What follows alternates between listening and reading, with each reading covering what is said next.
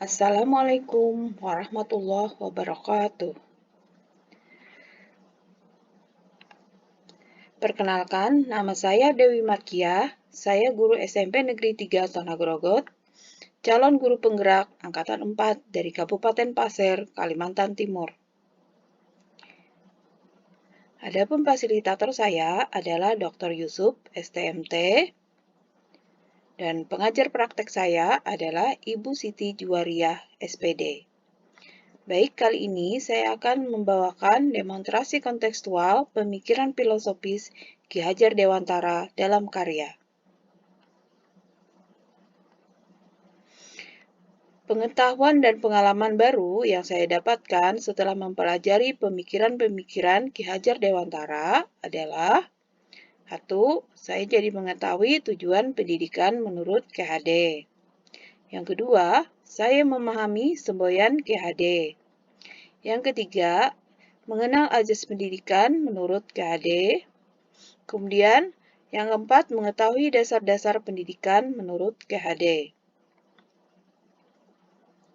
Tujuan pendidikan menurut KHD adalah menuntun segala kodrat yang ada pada anak-anak agar mereka dapat mencapai keselamatan dan kebahagiaan yang setinggi-tingginya, baik sebagai manusia maupun sebagai anggota masyarakat. Adapun semboyan Ki Hajar Dewantara, yang terkenal adalah Ingarsu Sung Tulodo, Ing Madya Mangunkarsa Tuturi Handayani. Ingarsu Sung Tulodo artinya seseorang itu harus bisa memberi teladan atau contoh. Nah, teladan atau contoh ini adalah kunci kesuksesan dalam pembelajaran. Ketika pembelajaran berlangsung, seorang pendidik harus dapat membimbing dan mengarahkan agar tujuan pembelajaran dapat dipelajari siswa dengan benar dan tepat.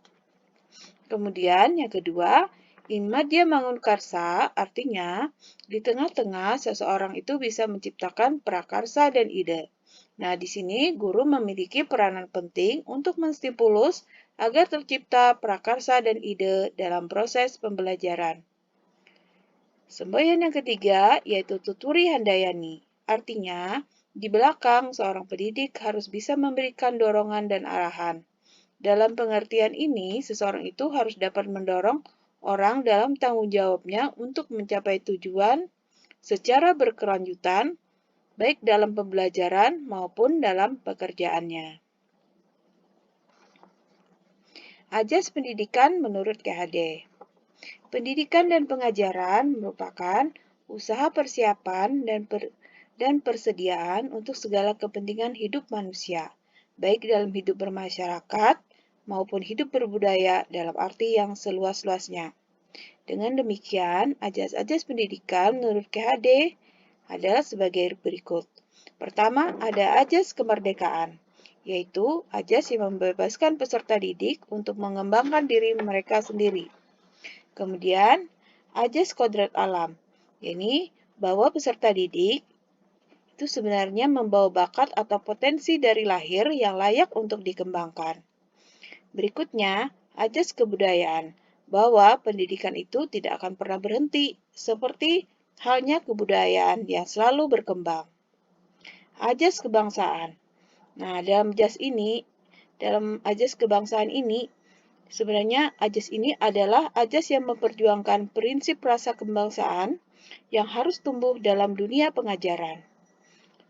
Yang terakhir, ajas kemanusiaan.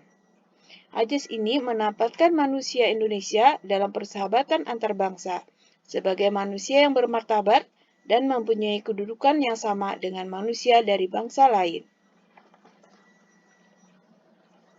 Dasar-dasar pendidikan menurut Ki Hajar Dewantara.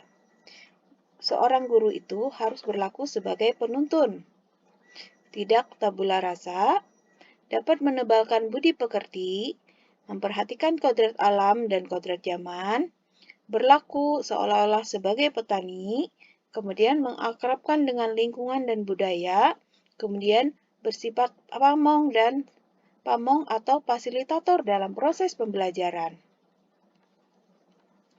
Kekuatan saya dalam menerapkan pengetahuan dan pengalaman baru ini adalah Saya mau merubah diri menjadi pribadi yang terbuka, mandiri, mau bekerja sama dengan orang lain, lebih empati kepada anak, dan berusaha untuk terus belajar. Kemudian, saya mau merancang pembelajaran yang berpihak kepada anak, agar anak bisa merdeka dalam belajar. Hal-hal yang perlu saya ubah pada diri saya adalah: pertama, saya harus mengubah mindset diri bahwa guru adalah seorang fasilitator, bukan sebagai sumber belajar. Yang kedua, mengubah mindset bahwa peserta didik bukan tabula rasa. Nah, kemudian juga meningkatkan empati terhadap mereka agar saya bisa memahami mereka lebih baik lagi.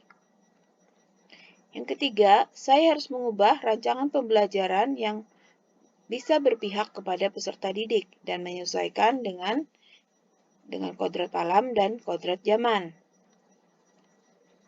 Nah, aplikasi di kelas, harapan saya adalah saya akan berusaha merancang pembelajaran yang berpihak kepada anak, di mana anak bebas berkreasi dalam menyelesaikan proses pembelajarannya, sehingga mereka bisa menjadi pembelajar yang merdeka.